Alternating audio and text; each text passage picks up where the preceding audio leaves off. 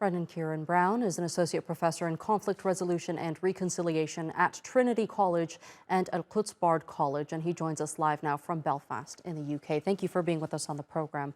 Now, the Palestinian Health Ministry is calling for a safe corridor as the humanitarian situation deteriorates there by the minute in Gaza, with resources running low at hospitals, no drinking water available, and the complete siege of the Strip is only going to make things worse.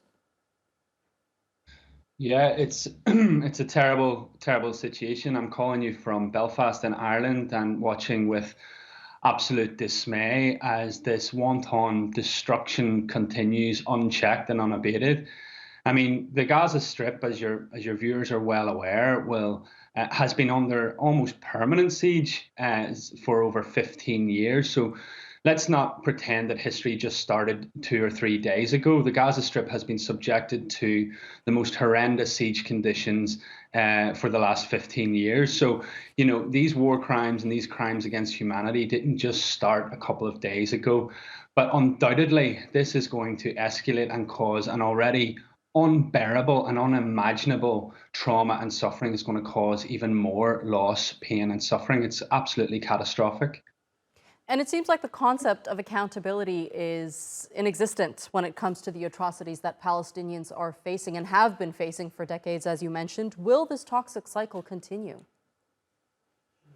I mean, it remains to be seen. I mean, Palestinians have long lost hope in any sort of upholding of international law, of international intervention. I mean, you have to look at who the major players are here in supporting this. I mean, yesterday, we saw the American government move warships or a warship into the Mediterranean, effectively aiding and abetting Israel in carrying out war crimes. So, I mean, this is just absolutely scandalous. And we've seen the response of the European Union. We've seen the response of the British government, strongly almost green lighting what is happening here on the ground in Gaza.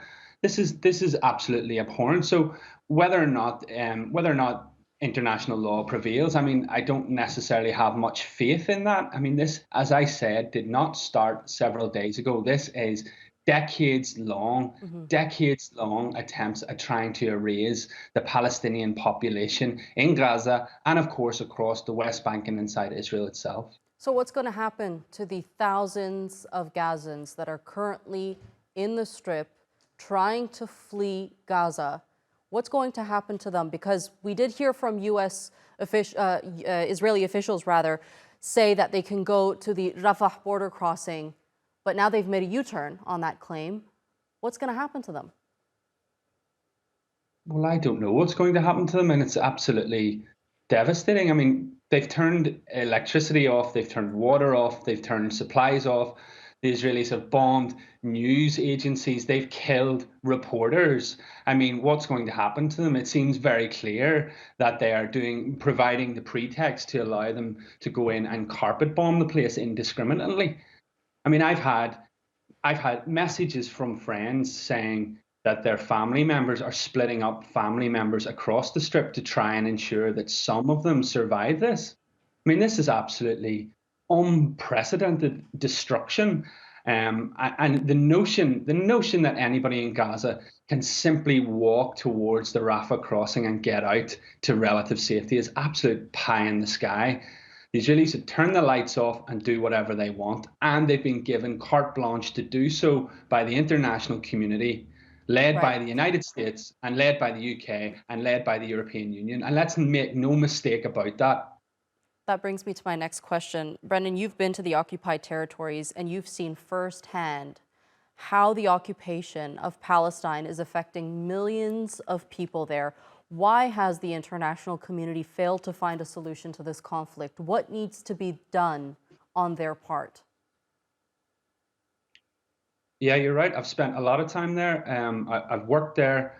I have lots of friends in the West Bank who I'm speaking to regularly, who live the most unimaginably difficult lives in terms of restrictions on movement, restrictions on what they can and cannot do, checkpoints all over the place, a wall that goes over 760 kilometers running through the West Bank.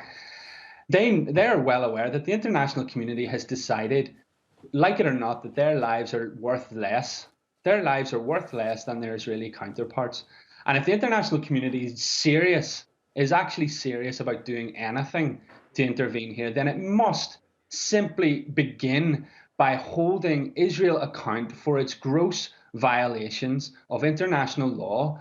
We need to be looking at seriously, how do we begin to impose sanctions upon this rogue state? How do we begin to reel this back in? Because the simple fact of the matter is, if this were in the Ukraine and Russia, or if this were in any other site that was of strategic interest to the Americans, the UK, the EU, or whatever else, they would have acted a lot quicker.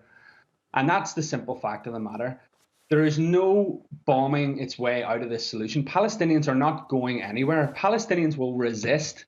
Palestinians will resist and have always resisted by any and all means necessary. So if the international community wants to see some kind of change on this, it's going to need to get real. It's going to need to stop being partisan with its approach to this. This is absolutely disgraceful. Brendan, Ciaran Browne, thank you so much for being with us here on the NewsHour.